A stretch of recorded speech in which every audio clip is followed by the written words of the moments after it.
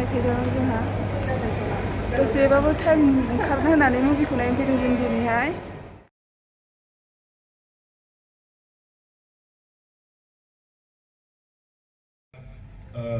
गिबियावनो गासिबो आलासि बिथांमोनखौ जों सिनायथि होनो नागिरदों थ' आं गिबियावनो लेंहरनो सानदों जोंनि सेन्ट्रेल भिसानि सेक्रेटारि मानगोनां गुरु पबित्र सारखौ लोगोसे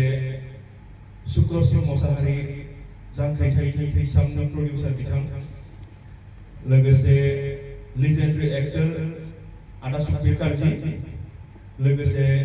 जोंनिनो खांख्राइ मुभिनि डाइरेक्टर दिलीप कुमार बर' सारखौ बेसिम फैनो थाखाय खावलायहरनाय जाबाय।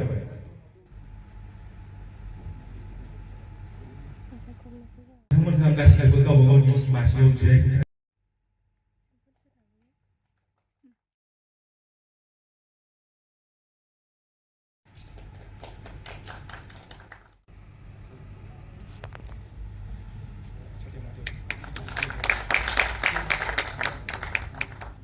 Hello friends welcome back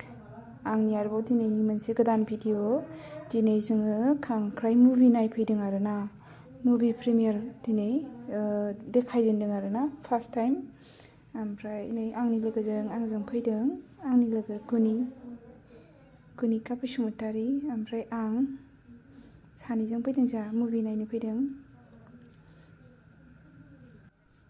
universal मलाव देखायदों मुभिखौ खांख्राइखौ जा बरिया खालि एन्टारटेनमेन्ट इन्टारेस्टिं मोजां जादों आरोना बर'नि मुभियाबो जे बेबायदि जादों माने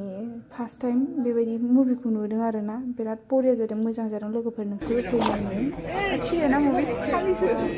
मूवी अच्छी है